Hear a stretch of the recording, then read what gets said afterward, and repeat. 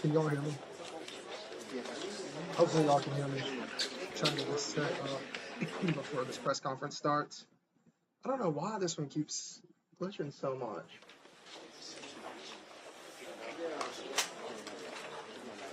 May have to do a different one.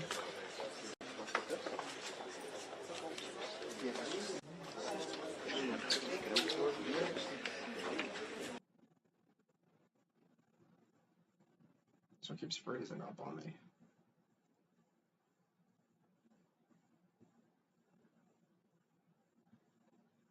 Convicted of first-degree murder back then.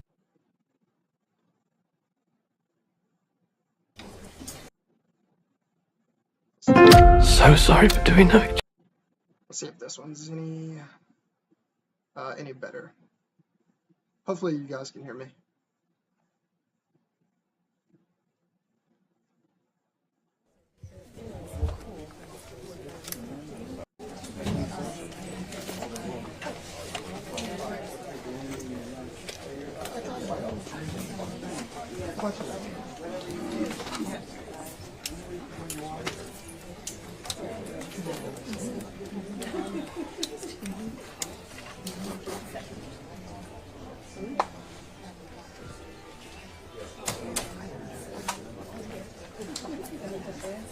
Yeah, this is live.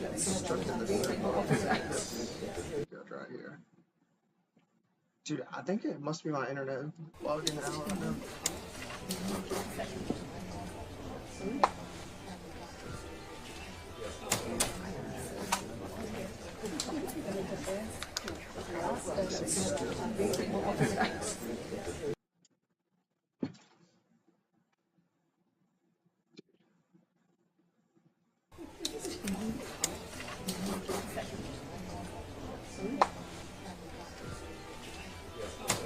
Yeah, this is live. We're just waiting on them to come out and make the announcements.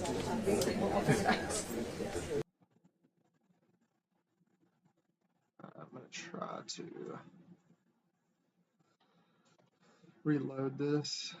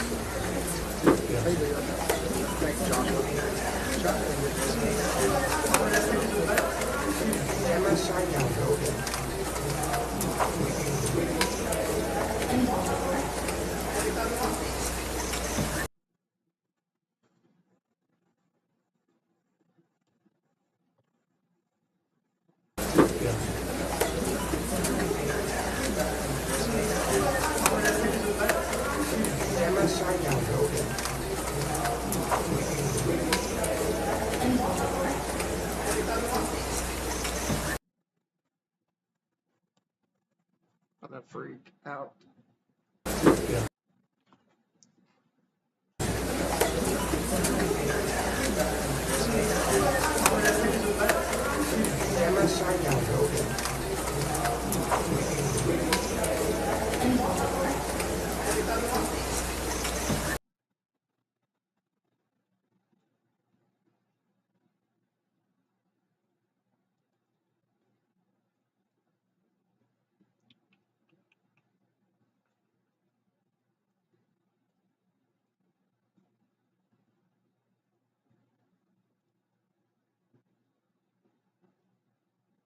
The internet's been good so far. I don't know why. Leave some room, please.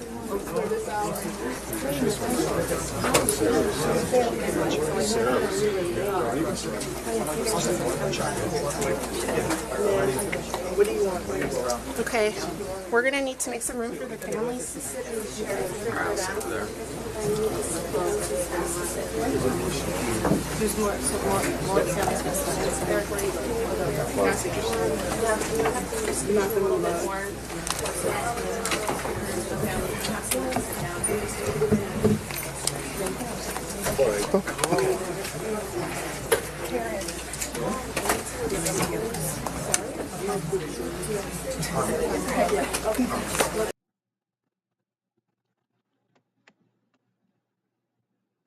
Hey, Crafty. The video's louder than me. I can't even get this freaking to play. I don't understand.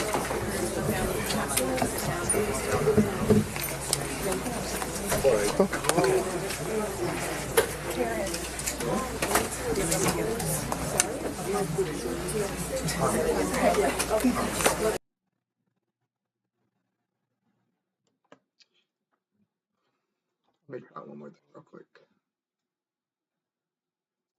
Let's see if I wonder if someone's live on Facebook. Maybe we can get a better view. I don't want to miss this.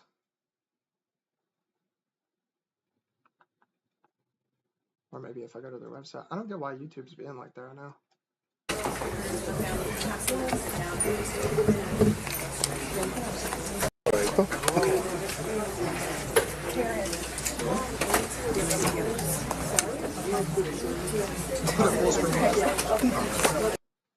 Okay, never mind. Doesn't help.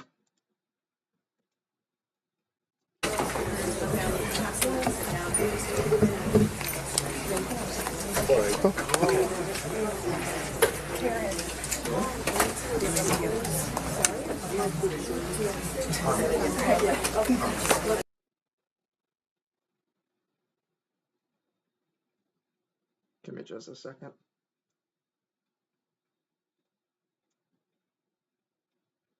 I'm gonna try a different one. Let's see.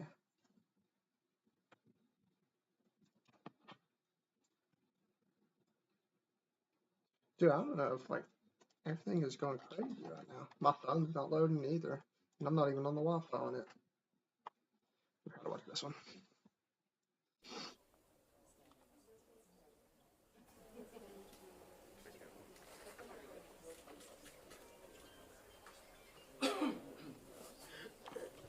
Hopefully this one doesn't bug out. Oh my gosh.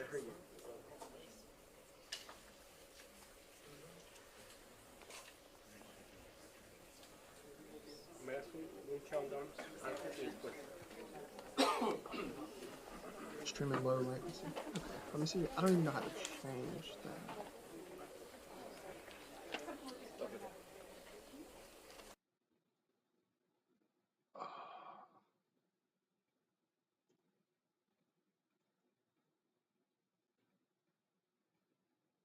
Let me try to change that real quick.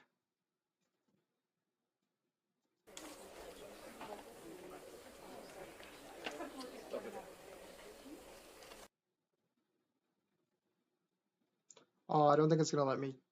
Wait. I think it's gonna let me change it while I'm live.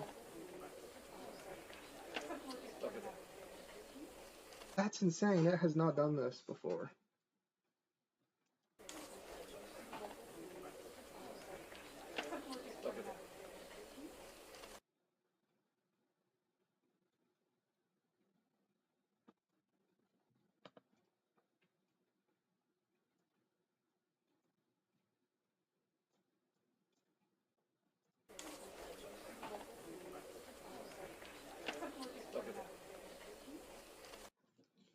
I wonder if I go to their website if it'll be any better. This is freaking terrible.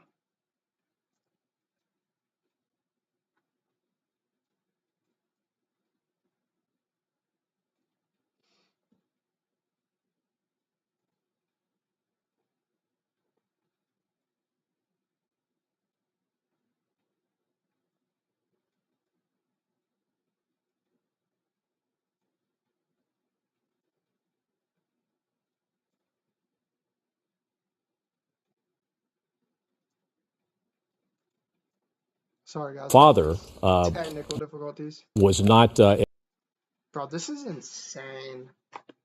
Cosmic, I think. admitted as evidence.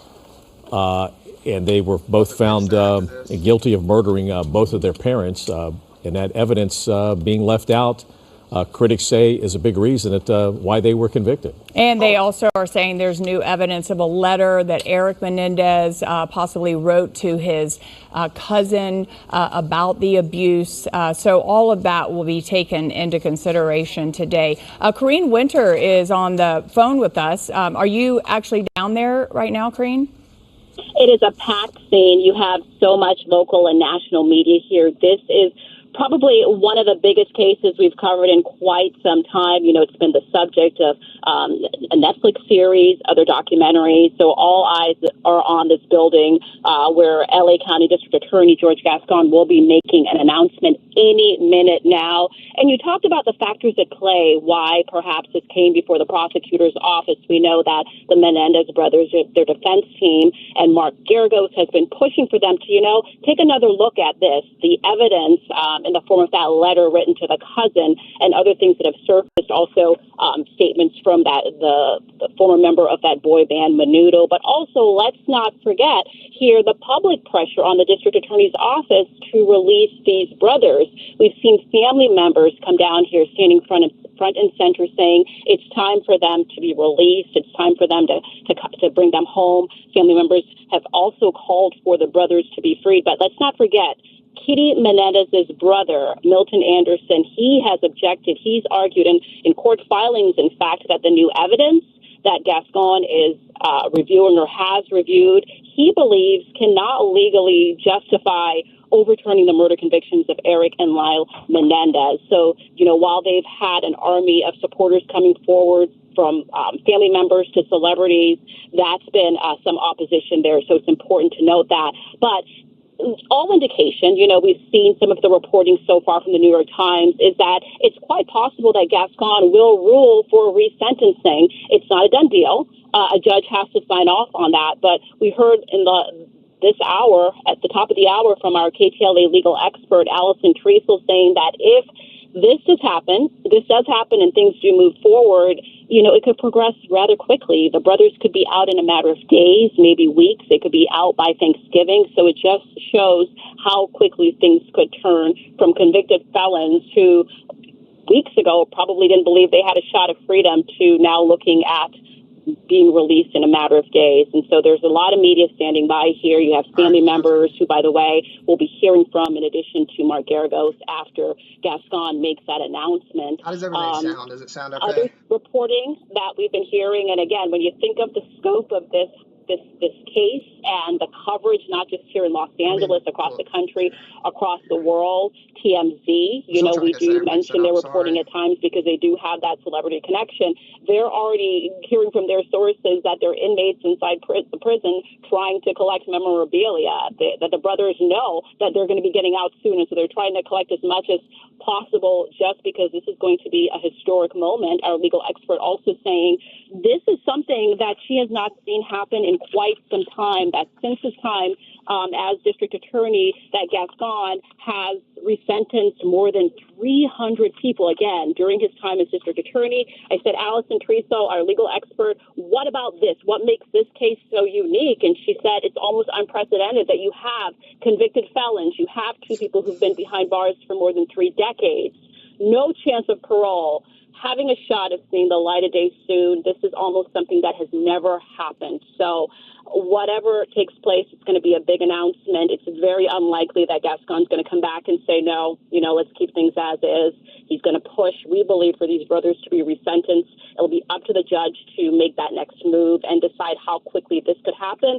They could be home in a matter of days or weeks, Will and Glenn. Yeah, I want to take note of that live image. You see attorney there, Mark Geragos, talking to that woman that he's sitting next to. You mentioned that Kitty Menendez's brother does not believe Eric and Lyle Menendez should be released from jail. However, that is Kitty Menendez's sister. And at the news conference held about a week or two ago that we carried here live on KTLA, that sister, she said that she supports the boys the men now getting released from prison. So there is a bit of a divide and a split in the family, but frankly, other than the one brother, We have not heard of any other family members that do not agree that the Menendez brothers should not be released from prison. Just the one brother, but that older sister there of Kitty Menendez was adamant that her nephew should be released from prison. And at that press conference, a lot of family members came forward on both sides of Kitty and Jose Menendez. Some cousins, nephews, sister, as you just mentioned, of Kitty. And if you're a Netflix watcher, obviously, too, big show about the Menendez brothers there, and also a documentary, a scripted show, as well as a documentary. So it's been getting a lot of press as well, just a resurgence of understanding like what happened so many years ago. And it's fascinating to see that the O.J. Simpson trial crossed over while all of this was happening, when they were going into their second trial as well. And just on a personal note, I actually kind of live near the house where this all happened. And so last week I was like curious, because I heard on the documentary like what the address was, and I drove by. Super surprised to see that people live in it right now, but obviously people are looky-loos. So there's fencing around the home right now, and people, literally 20 people when I drove by, were standing outside taking selfies at the house. Well, it's interesting you mentioned the O.J. Simpson trial, because at the same time there was the Rodney King trial. The police officers involved in that case, in the state trial, they were acquitted, and then of course O.J. Simpson was found not guilty. So the political climate at the time was not good for the district attorney's office, and then the Menendez brothers were also, there was a mistrial, so there was a lot of political pressure for the DA's office to try to get a victory, and then there's also complaints from critics that what we're seeing here today is also involved in politics, because the district attorney of Los Angeles County, George Gascon, is running for re-election. And he is apparently behind in the polls to his challenger, Nathan Hochman. And critics out there are saying that is the only reason this has all come about, is because of George Gascon trying to get some positive publicity leading up to the election. Yeah. And let's check in with Attorney Brian Claypool, very knowledgeable of this case and a lot of cases. Brian, thanks for joining us. Yeah, sure. Happy to be with you. So your thoughts on this happening, period? Yeah, look, I know some people are saying that this is political motivation for George Gascon, but remember, it was initiated by lawyers for Menendez, and that was triggered by new evidence, right? So we had this note that one of the Menendez brothers had written about being sexually abused. The aunt brought this forward. So you had new evidence that was coming forward. So that's what triggered all this. And then what Gascon's office is saying is, look, 20 years later, we as a community view child sexual abuse differently now, and that could be a reason to reduce this from, sentencing based on first-degree murder to manslaughter. So I do think there is some legitimacy associated with this, but at the same time, if there is a hearing on this, it needs to be carefully and thoughtfully done. Well, Brian, what would be the timeline? So if the district attorney comes out today and says the Menendez brothers should be resentenced, what's the timeline to, getting in front of a judge making a ruling, and then possibly the Menendez brothers being freed from prison? Right, great question. So there already is a hearing date. I think it's set for November 26th. It's the end of November, where a judge is going to hear this matter. So Gascon making a decision, let's say hypothetically Gascon says we are going to recommend, resentencing. Then in late November, Glenn, when the judge hears this matter, he or she is going to decide what they want to do. Do we want to do a resentencing or not? Remember, a judge doesn't have to do what George Gascon says. Judge doesn't have to do what the lawyers for the Menendez brothers say. So a judge will decide at this hearing at the end of November, do we go forward with the resentencing? And then that judge will then set another hearing date, I would think, to hear evidence. I highly doubt what some people are saying, which is a judge at the end of November is simply going to say, okay, we're going to do a resentencing, and by the way, we're letting these guys out of jail today, right? Some people have said that. I think there's going to have to be then a separate hearing either in December or early next year, probably, in which you hear actual evidence, right? You hear testimony, for example, from a forensic psychologist that will talk about the effect of child sexual abuse on somebody's mind. You'll hear about the note, right? Is that note, does it come into evidence or not? That's something a judge should look at. You know, there's an evidentiary issue with the note. So again, there's going to be hearing end of November, but that's to decide whether the judge is going to go forward with a resentencing hearing. That'll be determined based in part about what Gascon does today. But I highly doubt that at the end of November that the Menendez brothers are simply going to walk free. Brian, you are a child abuse and civil rights litigator. You have won huge cases, settlements for child sexual abuse. And one of the issues in this case is alleged sexual abuse continually over the years by Jose Menendez, allegedly on these boys at that time. Some are saying that, like the second trial, when all that evidence was left out, that it was made up, that no one could believe that young boys are sexually abused. It was typically more of a female issue. How have you seen things change in the court system when it comes to the child sexual abuse? Well, I think child sexual abuse is taken much more seriously now. I think there's been a lot of analysis from a psychological standpoint, for example, on what is the effect, Lou, on kids. Think about it. Think about this. Kids are helpless. They don't really have a lifeline when they are abused. And think about this. This is a parent, right? And by the way, a very prominent parent. So that's what you've got to put yourself in the shoes of a kid, a teenager, and they're going to go against their parent who's in the Hollywood scene. And that's hard for a child to come forward. So let's talk briefly about what happens to these kids, because I have a huge case now with adult victims of child sexual abuse, just like the Menendez brothers. And Lou, I have literally had a handful of clients who over the years who've held on to all of this have attempted suicide. Some have tried to kill themselves. Some have gotten in trouble with the law. And there really is a connection between the abuse that takes place as a child and as an adult in behavior, right? And that's something that I think that the court is really taking a close look at here, and we've seen it in some other cases too. I mean, it really skews your mind. You're not thinking straight. You don't really feel like anybody will believe you. You feel shamed, humiliated, and sometimes you go to extreme measures. I'm not justifying the shooting, but I will tell you that a lot of victims we work with, they do feel helpless, and some of them don't even have the drive to live. Brian, I don't know if you know the answer to this question, but let's get back to that note or letter that was written to one of the aunts claiming that their father was sexually abusing them and their mother knew about it.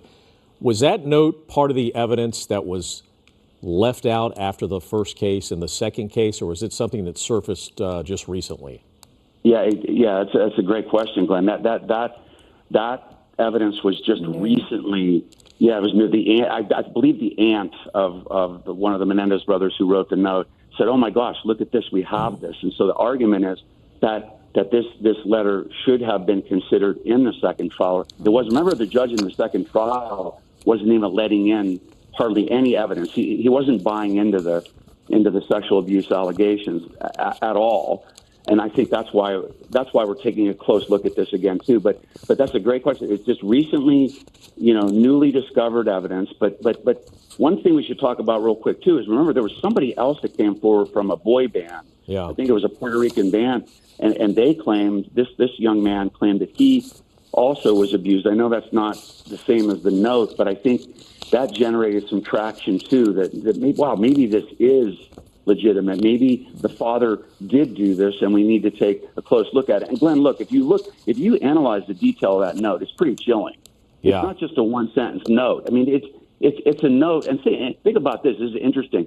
A lot of victims have trouble disclosing. They really are quiet about disclosing. They're embarrassed to say it, right? And he doesn't really say exactly what he's afraid of, right? But he's saying he's afraid of his dad. Is it going to happen again? Is he going to come in the room again? I mean, there's something to that effect.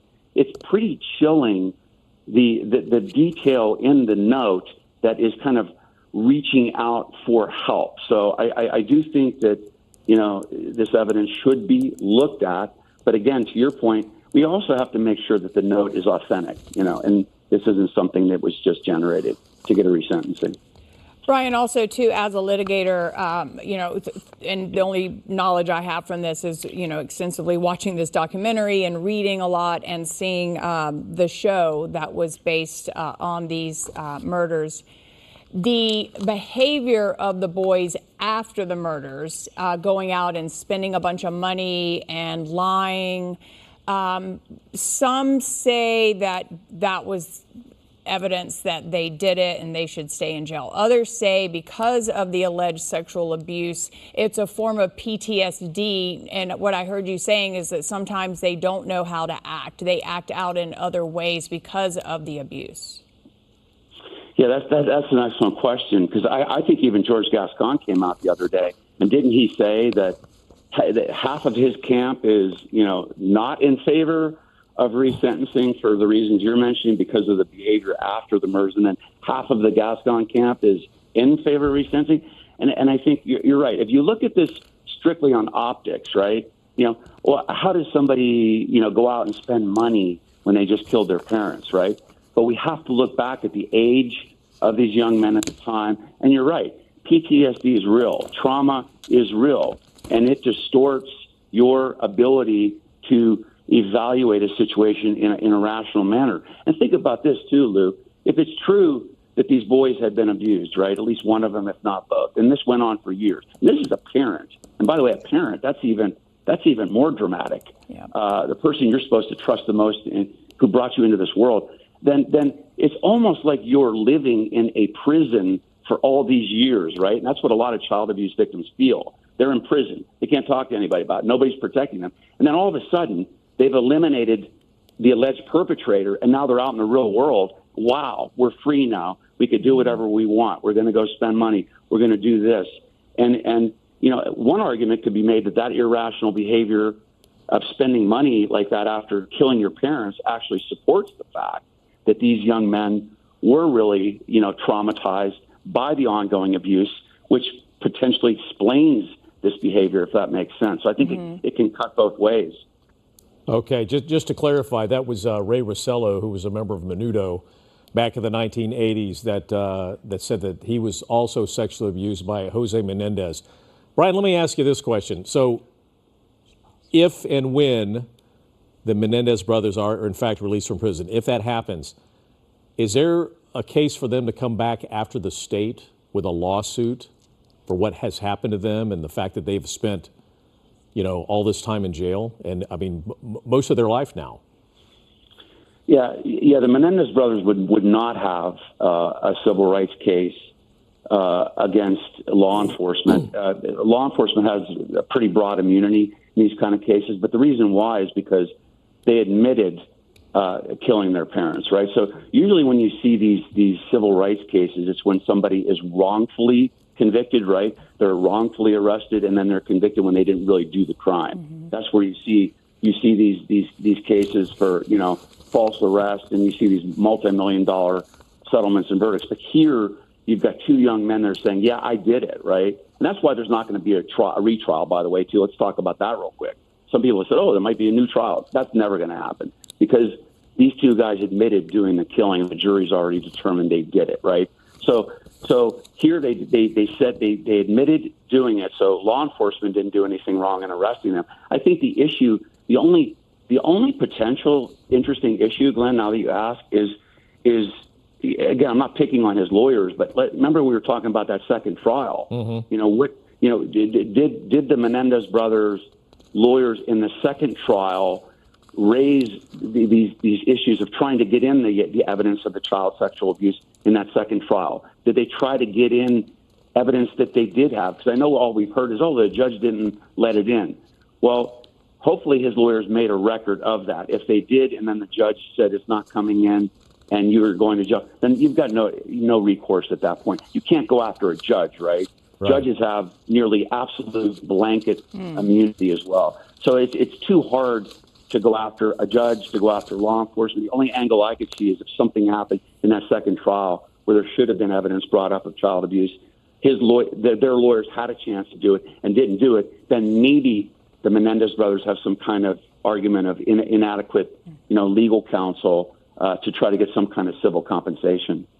Well, a couple of things. I know in the second trial, Eric testified. Lyle did not, because of the recordings that a woman who I guess they had created a friendship and started doing some writing in an effort to write a book, and she released those recordings. And so he was going to be able to get cross-examined on that. And there was some damning evidence in those recordings. So really interesting to that point. Then if we look at Leslie Abramson, she's the attorney that represented Eric.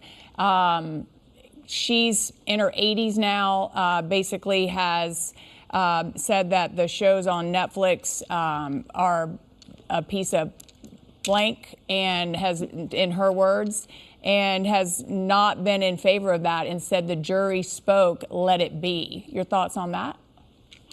That's a really interesting comment coming from a lawyer for the Menendez brothers, and and let's back up. I mean, some of these docuseries and documentaries, some of these have actually triggered legitimate investigations that have led to either somebody being exonerated based on a wrongful charge, or some. There was a recent case of I can't remember the name of it, but of a guy that on these serial killings that was actually convicted based on a comment he made, like in a docuseries. So let's start with that. I wouldn't immediately trash these documentaries to start with. Number one, and number two, I do find that comment a bit troubling. That gets to my point. Like what evidence did she work with in that second trial? Because as a criminal, I do criminal defense work too. As a criminal defense lawyer in a case like that, you absolutely, Lou, have to be looking at the child sexual abuse. Why? Because your clients are on trial for first-degree murder. They're going to go to jail the rest of their lives without the possibility of parole. And in California and in most other states, we have a legal defense called diminished capacity, right? And what that means is what we've been talking about, right? That means that the perpetrator, the killer, right? The two boys here, they had endured so much trauma that their emotional balance had been derailed, right? And that therefore that defeats. Remember, first-degree murder, you have to intend to kill somebody, you plan it out, and that's what I'm trying to say here. Is that in that second trial, where was that evidence of that abuse? Because their defense lawyers should have been arguing that because of all this abuse, it defeats the intent element, right? And because of that, the charge then is reduced from first-degree murder down to manslaughter. And that's really what we're talking about today. That's what all these arguments are. That's why, just so your viewers know, that's why these boys could walk.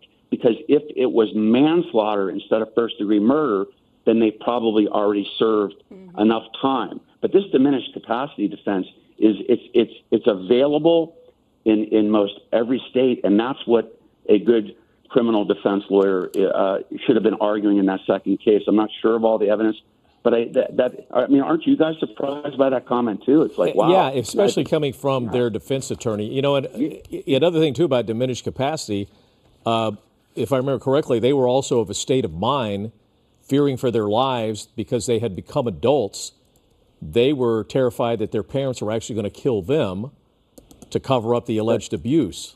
That's a great point. That's an excellent point, because that gets to my point, which is diminished capacity is available. In fact, there's a case in Arkansas.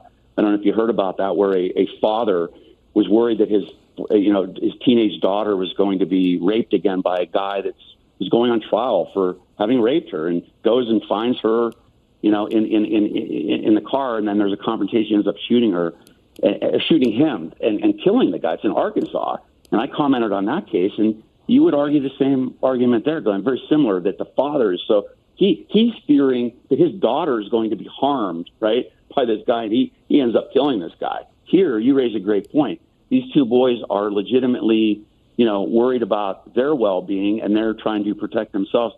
And you couple that with if the sexual abuse did take place, then that qualifies for an argument that that their minds are not thinking rationally. Just to make this a little bit more easy for people to understand, it just basically means that you're not able to really grasp, what you're doing. You can't form the requisite intent to go out and murder somebody because your mind is so impaired from trauma, PTSD, from fear of being harmed, that you pull the trigger when you really didn't intend to do that. And that it is an important component of this case. I wouldn't minimize this or trivialize this at all. These defenses are made in cases in which defendants have endured a lot of trauma.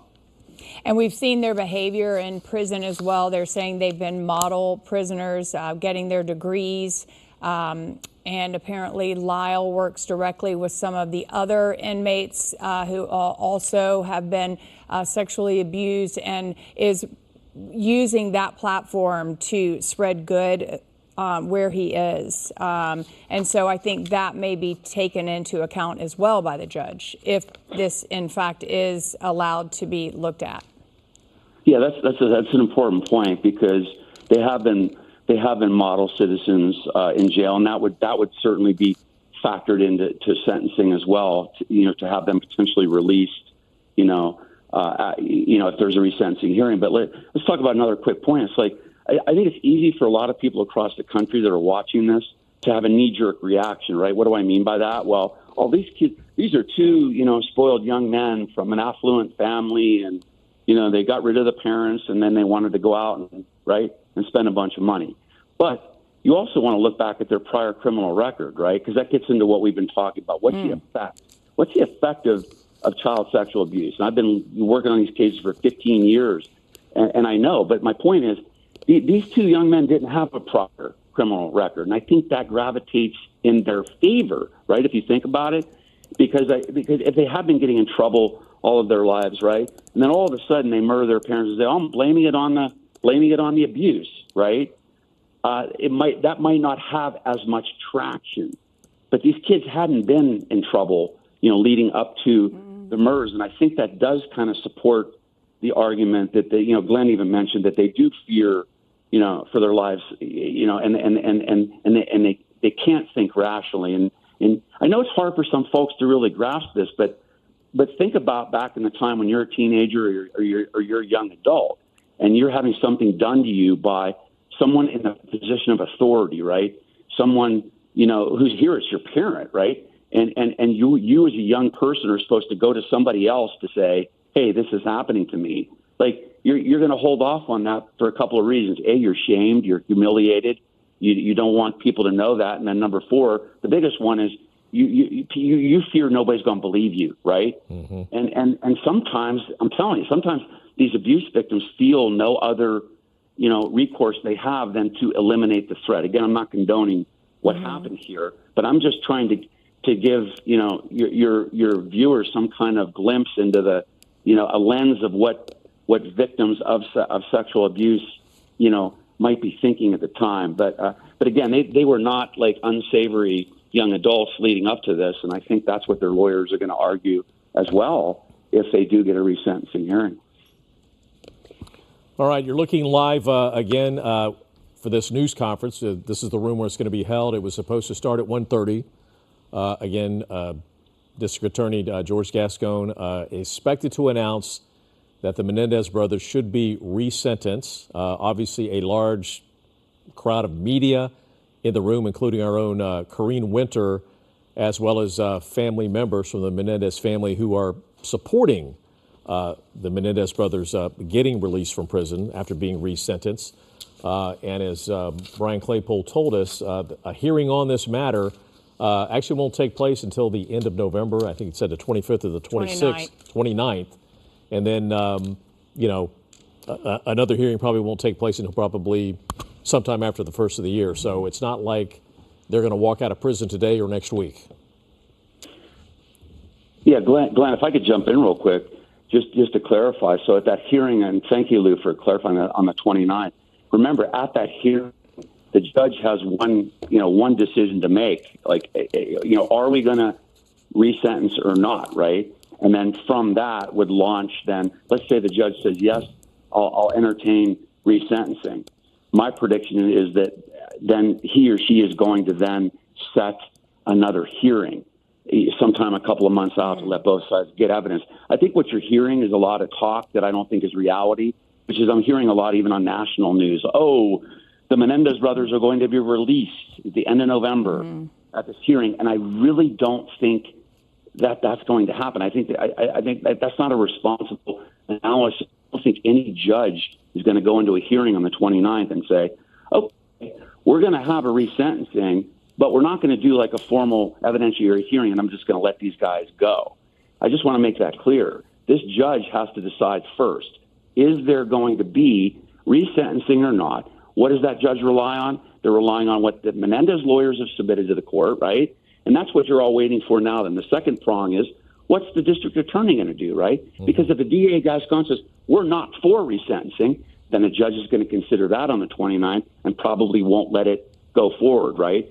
But then if Gascon says today, which I think he will, or else he's not going to do some big, dog and pony press conference, I think he's going to say we recommend it, then the judge will consider that, right, on the 29th and likely decide, let's do a resentencing. But then what does that look like? It's not what you're hearing everybody say, oh, they're just going to let him walk out of jail. It's likely going to be then the responsible way to do that in our judicial process would be then to set another hearing a few months out, let both sides gather evidence to submit to the court, and then, and like I said, I think what's important here, which we need to see, I think we need to preserve the integrity of the judicial process too, right? Me as a long-term trial lawyer, I'm a little bit concerned about that.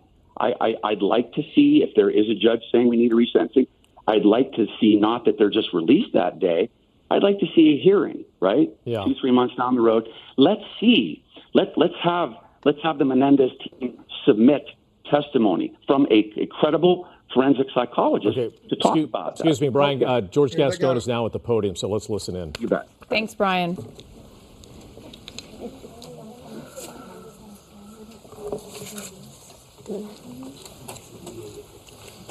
Okay, good afternoon, everyone. And before I begin speaking, I want to also introduce some other people that are here with me, and I hope I'm pronouncing the names right because I've seen handwritten part of it. But I have Ana Maria Barat, Jose Menendez, Jose Menendez and niece Karen Bender-Molen, and Kitty's niece. They're all here with us. Also with us here is Brock Lunsford. He's the Assistant Head Deputy for the Post-Litigation Conviction Unit, and Nancy Cervier, who is the Deputy District Attorney in charge of the Resentencing Unit. Let me begin by telling you that this is a case where we've had many people in this office spend a great deal of time reviewing the case. I have to tell you unequivocally that we don't have a universal agreement. There are people in the office that strongly believe that the Menendez brothers should stay in prison the rest of their life, and they do not believe that they were molested. And there are people in the office that strongly believe that they should be released immediately and that they were in fact molested. I have to tell you that after a very careful review of all the arguments that were made for people on both sides of this equation, I came to a place where I believe that under the law, resentencing is appropriate, and I am going to recommend that to a court tomorrow. What that means in this particular case is that we're going to recommend to the court that the life without the possibility of parole be removed and that they will be sentenced for murder, which, because there are 2 murders involved, that will be 50 years to life. However, because of their age, under the law, since they were under 26 years of age at the time that these crimes occurred, they will be eligible for parole immediately. The teams that have worked on this, on the resentencing side of it, have spent literally probably hundreds of hours by now looking at this case. These cases were originally presented on the habeas side of it which I'll explain in a moment what that is, last year, and then the request for a prosecutor-initiated resentencing occurred earlier this year. And there have been people in this office working in these cases from the very beginning, as well as many other cases that we have. The reason why I'm here today and why I came in front of all of you about 10 days ago is because there was a more recent documentary about the case that again brought a tremendous amount of public attention. And we know there have been other documentaries, so this is not the first, this is the more recent one. And frankly, our office got flooded with requests for information. And even though this case was already scheduled to be heard in late November, I decided to move this forward because, quite frankly, we did not have enough resources to handle all the requests. And one of the things that I thrive to do in this office is to be very transparent in everything that we do. In this case, we review the prison files. And you have to understand that the way the process works, when you're talking about a resentencing under the law, it really focuses not necessarily on what the original crimes were, but it focuses on, has the person been rehabilitated, number one, and number two, can they be released safely into their community? Under that rubric, since I've been in office, we have resentenced over 300 people, including 28 for murder. Only 4 have reoffended. If that was a regular recidivism rate in this country, we would be the safest nation in the world, but we know that it's not. In fact, somewhere between 40 and 50% of the people that go to prison reoffend and get rearrested. And that's why we have so many problems. However, when you look at the case of the Menendez brothers, you see 2 very young people. One was 19 and the other one was 21 when they committed these horrible acts. And I want to underline, they were horrible acts. There is no excuse for murder. And I will never imply that what we're doing here is to excuse that behavior. Because even if you get abused, the right path is to call the police, seek help. But I understand also how sometimes people get desperate. We often see women, for instance, that have been battered for years, and sometimes they will murder their abuser out of desperation. And I do believe that the brothers were subjected to a tremendous amount of dysfunction in the home and molestation. But they went to prison for life without the possibility of parole, which meant that certainly under the law at that time, they had no hopes of ever getting out. They could have done what many other people do, which is basically said, you know what, I'm here for the rest of my life, so I'm going to do whatever. I'm going to misbehave, I'm going to join gangs, I'm going to live the life of the prison. But they never did that. To the contrary, even though they didn't think that they would ever be let free, they engaged in a different journey. A journey of redemption and a journey of rehabilitation. And often the people that begin their journey of rehabilitation and redemption in prison is often very internal. And what they do, and one of our lawyers pointed out this today, is usually the path is people try to further their education, do things for self-improvement, which the brothers have done, by the way. But it's more unique or less usual, I guess, when people not only do that, but they also begin to engage in ways to make life for others better. And in this case, the brothers have been doing so for a very long time, creating groups to deal with how to address untreated trauma, creating groups to deal with other inmates that have physical disabilities and may be treated differently. Even in one case, Lyle negotiating for other inmates as to the conditions that they live under during prison. And all this was done by two young people, now they're not as young, that had no hopes of ever getting out of prison. They have been in prison for nearly 35 years. I believe that they have paid their debt to society, and the system provides a vehicle for their case to be reviewed by a parole board, and if the parole concurs with my assessment, and it will be their decision, they will be released accordingly. I must underline, however, this case will be filed in court tomorrow. The final decision will be made by the judge. Court has to agree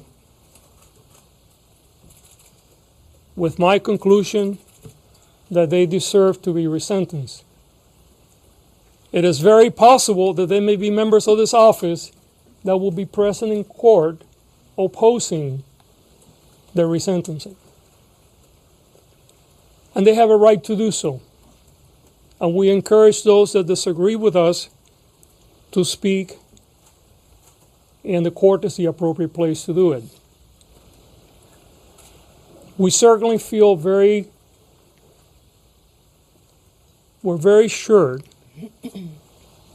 not only that the brothers have rehabilitated and that they will be safe to be reintegrated in our society, but that they have paid their dues, not only for the crimes that they committed, but because of all the other things they have done to improve the life of so many others.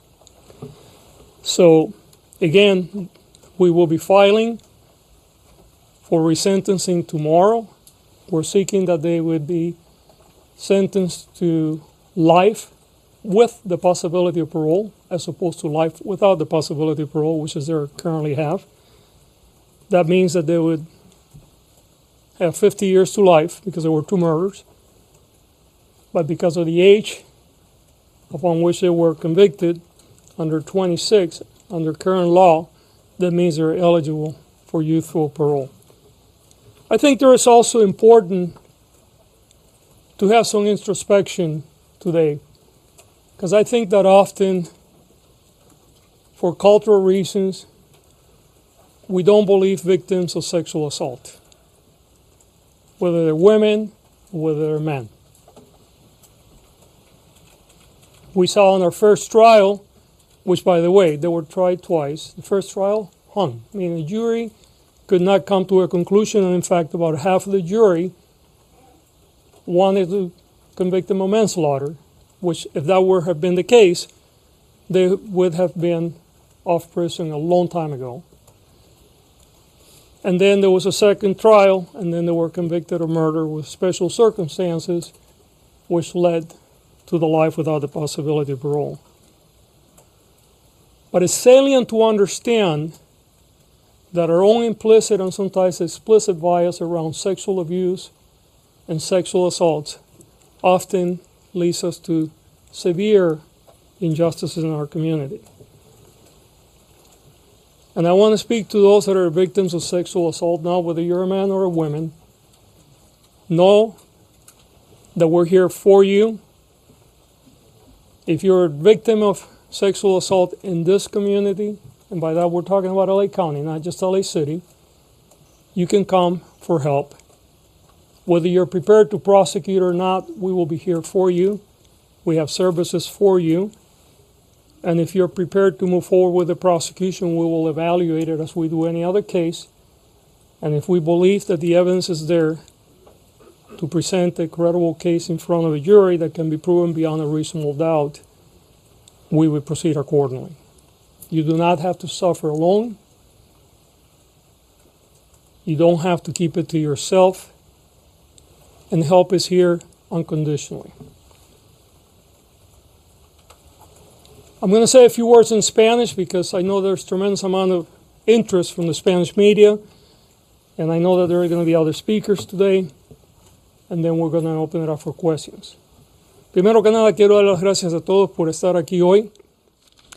All right, we've been listening to DA George Gascon basically saying that he will file the case tomorrow for resentencing of Eric and Lyle Menendez, who were charged and found guilty of the 1989 murders in 1996. So this is something that we had kind of heard rumblings that he was going to go in this direction, but he did make it clear that other people in the office are not approving of this and believe that they are guilty and that they should be spending the rest of their life in prison and that they weren't sexually abused. Yeah, what Gascon wants to do is have them sentenced for murder, 50 years to life with a possibility of parole because they were under the age of 26. In fact, they were 19 and 21 years old at the time of the murder.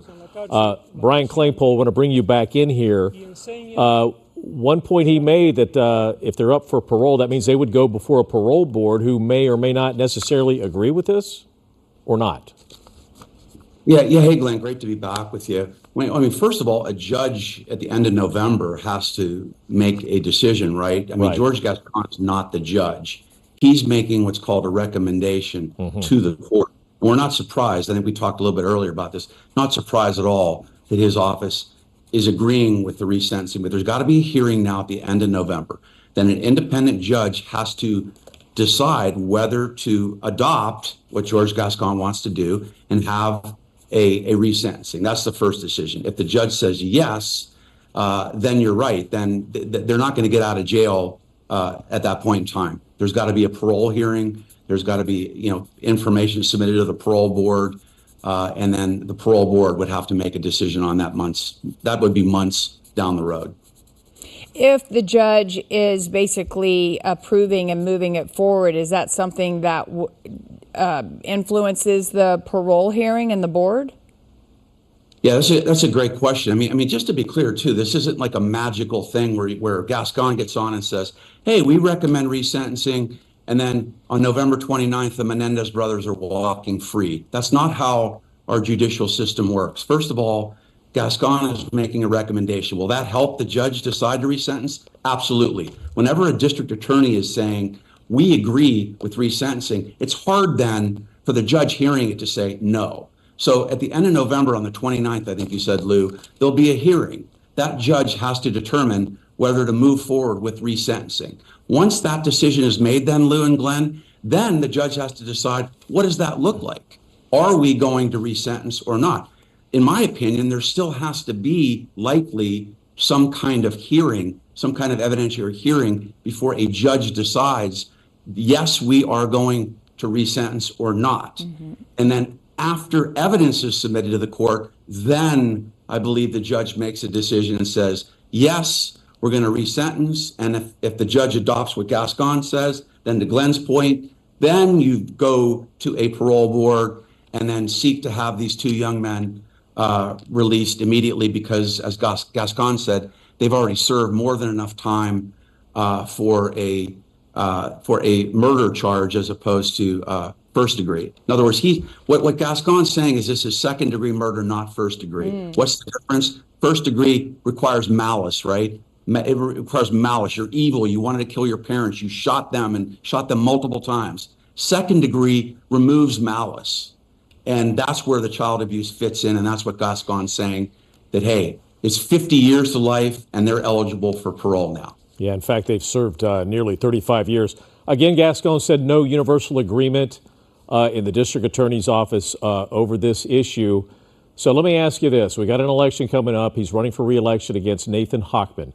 If, in fact, Gascon loses the election, and he is behind in the polls right now, and he did mention that somebody from his office may come and I would also all right, like we're gonna go back to the news conference. We'll come back to this later. This is the niece Joan. Of Jose. Of Jose, a cousin of the Menendez brothers. And Hernandez, Kitty's niece. Thank you for joining me, everyone. Today is a day filled with hope for our family. We are here because District Attorney Gascon has taken a brave and necessary step forward by recommending a resentencing for Lyle and Eric. The DA's decision reflects the truth that is hidden for so long, and I am grateful for his leadership in making this choice. We stand united in our hope and gratitude.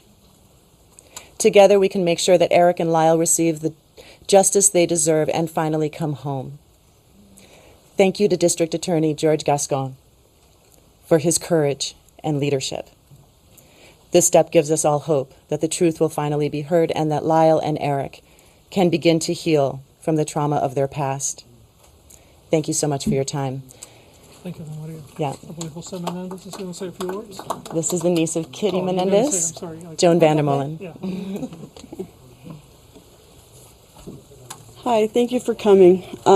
We are here today because District Attorney Gascon has taken a brave and compassionate step forward by recommending resentencing for my cousins, Eric and Lyle. And we wish to offer our deepest gratitude to DA Gascon. This decision is not just a legal matter. It is a recognition of the abuse my cousins endured, and we are grateful for the DA's leadership in putting justice over politics. We know this wasn't an easy decision, but is the right one. This is about truth, justice, and healing. It is time for Lyle and Eric to come home. And I ask all of you to join us in this fight for justice. We stand united in our hope and in our gratitude. Together we can make sure that Eric and Lyle receive the justice they deserve and finally come home. Thank you again to District Attorney George Gascon for his courage and leadership. This step gives us all hope that truth will finally be heard and Eric and Lyle can begin to heal from the horrors of their past. We hope this will also shed light and increase awareness and help others who have been victimized by sexual violence. Thank you all so much for being here today. We are grateful for everyone's support. Is there anyone else speaking? No, that's it. Okay. Okay, and I apologize. I'm reading notes here and I'm trying to understand all the notes. Yes, ma'am. Can you explain, so you go tomorrow, you file a case for resentencing, then what happens after? Are the brothers going to be there tomorrow, and when is the role of the parole board going to come in? Right, and you know what?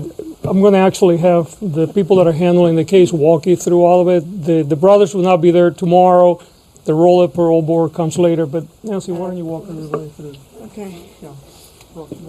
So what we'll do is we'll file our... Say your name, ma'am, your name and your title. My name is Nancy Thaberge.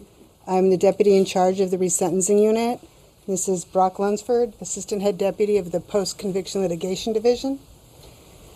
So what will happen is tomorrow we will file the actual petition requesting resentencing with the legal arguments and accompanying exhibits as to why we think it's appropriate. It's just a filing. No one's going to physically be in the courtroom. From there, we'll also serve the defense with our motion and our paperwork so that they'll have their copies. And from there, we will coordinate with the defense to set up a court date with the court so that the petition can be heard.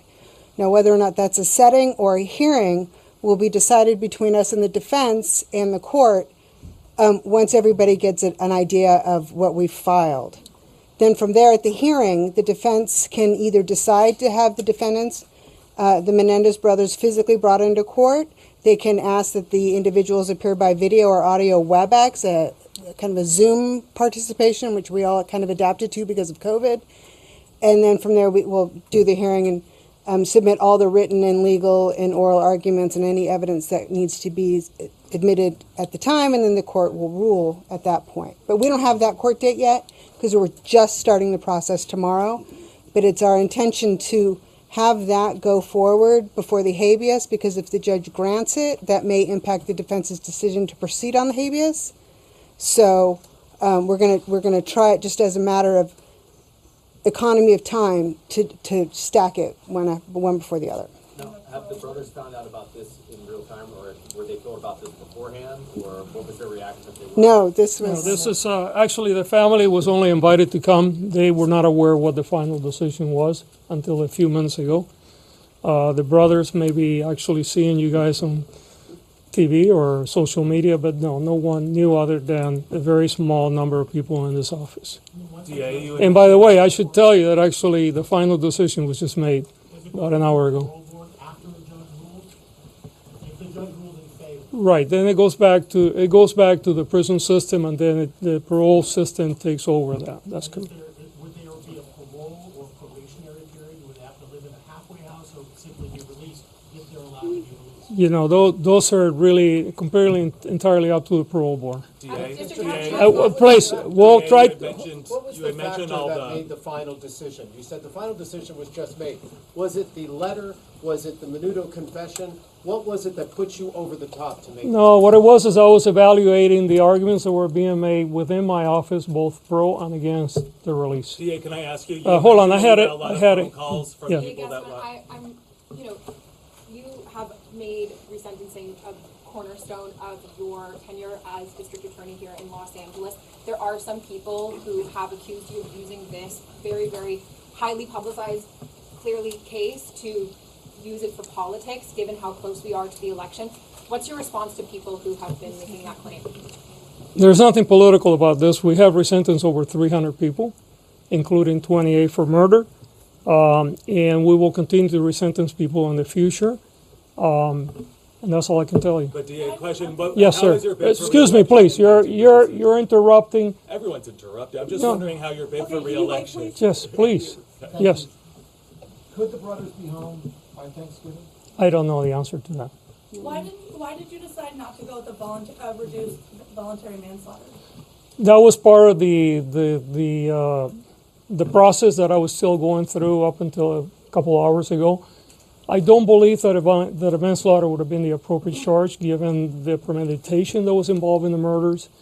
I believe that these were clearly murders that were premeditated. Now, the motivation, that's where, differences of opinion come up, but I don't think it would be appropriate to go all the way down to manslaughter. DA, yes, ma'am. Your bid for re-election Would you please stop? I am not going to talk about re-election, okay? Okay. So if you want to talk to re-election, go outside, we'll talk later. Please. Relax. It's a fair question. No, it's not. It is a I'm sorry, you're interrupting, sir. Be respectful. Please.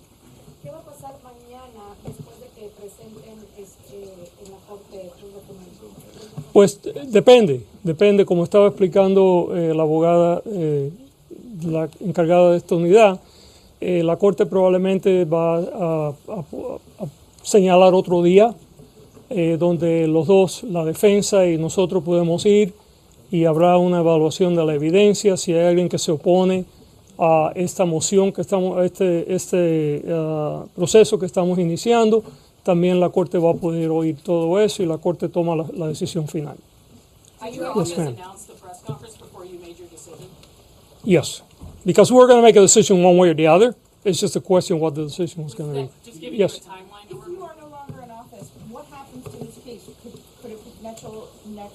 a potential successor undo what you're about to file? I don't think so. Once it's filed, it's filed. It's up to the court to take it from there. You mentioned... Yes, I'm sorry. In a parole situation, obviously you've got a policy not sending DAs to those. Since you're obviously supporting the push for release here, how would that work? Would people from post-litigation, would you send something big go before the parole board to argue for their release? No. We have a policy that we only send victim services advocate if the victim or the victim's family wants that support. We don't send lawyers to our parole boards to relitigate a case. The parole board is fully aware of what the initial crime was, the crime that led to the conviction.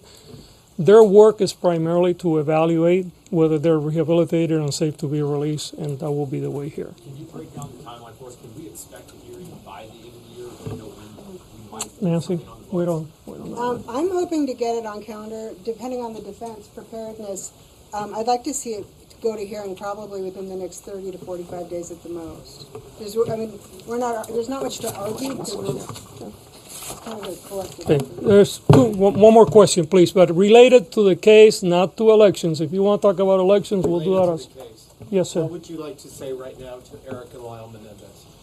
What we like to say to them, and it's we, because it's not I made the final decision, obviously, but we have a whole team that worked on it. We have a family here that wants to be reunited, is that we appreciate what they did while they were in prison. While I disapprove of the way they handle their abuse, we hope that they not only have learned, which appears that they have, but that if they get reintegrated into our community, that they continue to do public good. Thank you so much, everyone.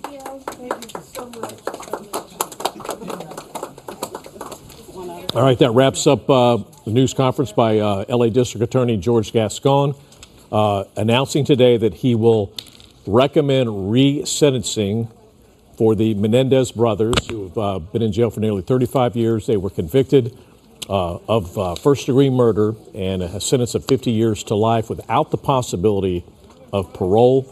He's going to recommend that that be changed, and they will then be able to go up before a parole board if, in fact, a judge agrees with the recommendation coming from the district attorney's office.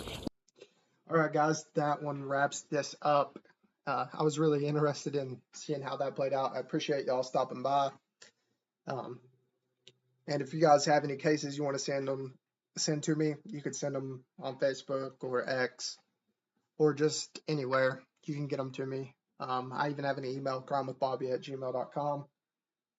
And I plan to start covering, I think we'll start doing more lives on like different things, active shooters, manhunts, maybe some high-speed chases, things like that. So y'all be sure to follow me if you don't already.